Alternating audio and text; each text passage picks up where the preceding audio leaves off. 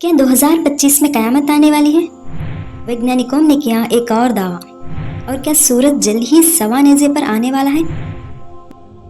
दोस्तों, हमारी ज़मीन जिसके करीब से हर रोज़ 2 या 3 सोलर फ्लेयर्स होकर गुजरते हैं। हमारे सूरज जो कि हमारी ज़मीन पर ज़िंदगी की अलामत है, इससे निकलने वाली एनर्जी लाखों करोड़ों ज्वालामुखी के फटने के बराबर होती है।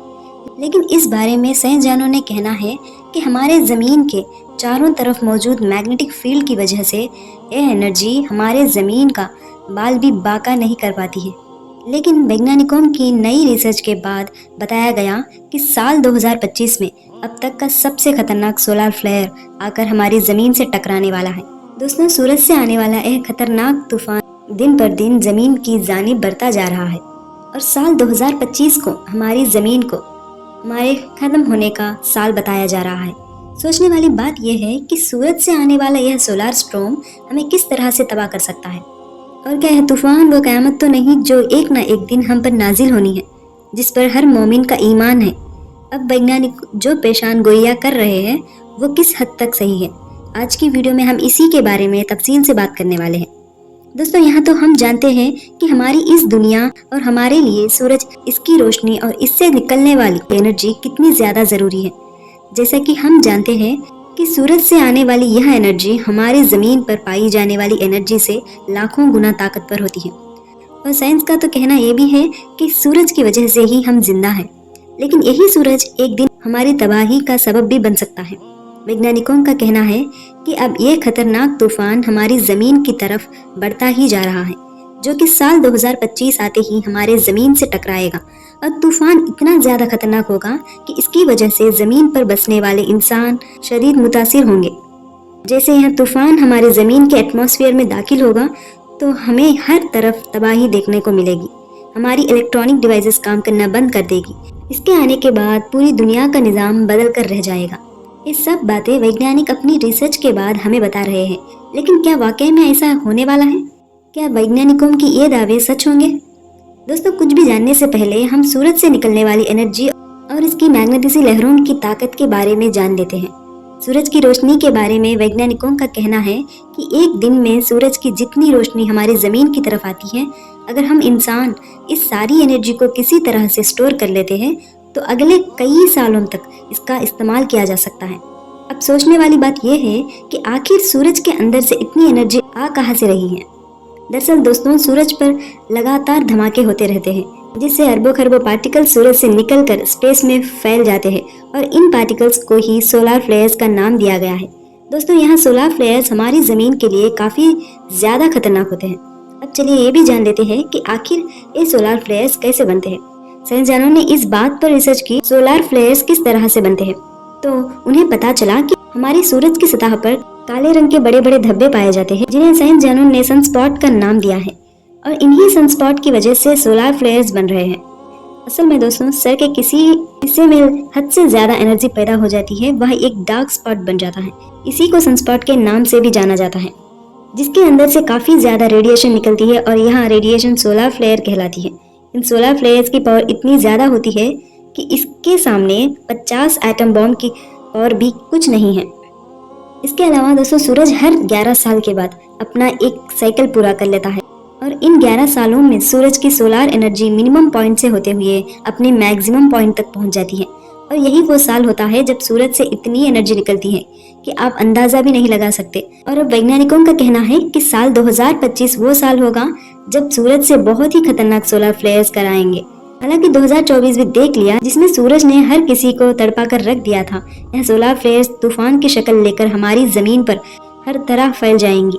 यानी वैज्ञानिकों का कहना है कि 2025 तक ऐसा होगा, इसका असर हमें अपने ऊपर देखने को भी मिलेगा। सोलर फ्लेयर्स के इस तूफान के आने के बाद ज़मीन को एक बड़े नुकसान देखने को मिलेगा। हालांकि ये सोलर फ्लेयर्स ज़मीन की सतह को पूरी तरह से तबाह नहीं कर पाएंगे, क्योंकि हमारी ज़मीन की चारों तरफ मौजूद मैग्नेटिक फील्ड इन सोलर को ज़मीन तक आने से रोकती है। लेकिन जिस जगह हमारी मैग्नेटिक फील्ड कमज़ोर हो गई है, उस जगह से सोलर फ्लेयर्स के पार्टिकल्स ज़मीन के अंदर दाखिल हो सकते हैं। और इसके सबसे पहले असर हमें सैटेलाइट्स और स्पेस क्राफ्ट के ऊपर देखने को मिलेगा। इसके अलावा इसका नुकसान हमारे ग्रिड स्टेशन को भी हो सकता है। यानी कि जहाँ से हमारी बिजली बनती है और बिजली आती है। अगर हमारी ग्रिड स्टेशन फेल हो जाती है तो भी पूरी दुनिया अंधेरे में चले जाएगी। लेकिन दोस्तों, हमें सिर्फ सूरज से निकलने वाली इन फ्लेयर्स का ही खतरा नहीं है। इसके अलावा भी एक और चीज है जिसे बहुत ही खतरनाक बताया जा रहा है। असल में सूरज के अंदर प्लाज्मा की एक तय होती है जिससे सूरज वक्त वक्त पर बाहर निकलता रहता है। इस प्लाज्मा के रफ्तार 3000 किलोमीटर पर सेकंड होती है और जब यह प्लाज्मा सूरज से निकलकर हमारी जमीन की तरफ आता है तो हमारी जमीन की मैग्नेटिक फील्ड इसे यहाँ आने से रोक लेती है। लेकिन कभी कभी इसका प्रेशर इतना ज्यादा हो जाता है कि इसके सामने हमारी मैग्नेटिक काम करना बंद कर देती है। दोस्तों, वैज्ञानिकों ने अपनी रिसर्च के बाद बताया है कि इस प्लाज्मा की वजह से सबसे ज्यादा असर हमारी जमीन पर मौजूद इलेक्ट्रॉनिक डिवाइसेस पर पड़ेगा। और ये तो आपको पता ही है कि आज इलेक्ट्रॉनिक डिवाइसेस का बिन हमारी जिंदगी अधूरी सी है। हम अपने रोजमर्रा की जिंदगी में तरह तरह के इलेक्ट्रॉनिक डिवाइसेस से घिरे हुए हैं जिसका इस्तेमाल हम कदम कदम पर करते हैं। जैसे ही ये इलेक्ट्रॉनिक डिवाइसेस फेल होंगे वैसे ही हमारी जिंदगी के निज़ाम एकदम से बदल जाएगा।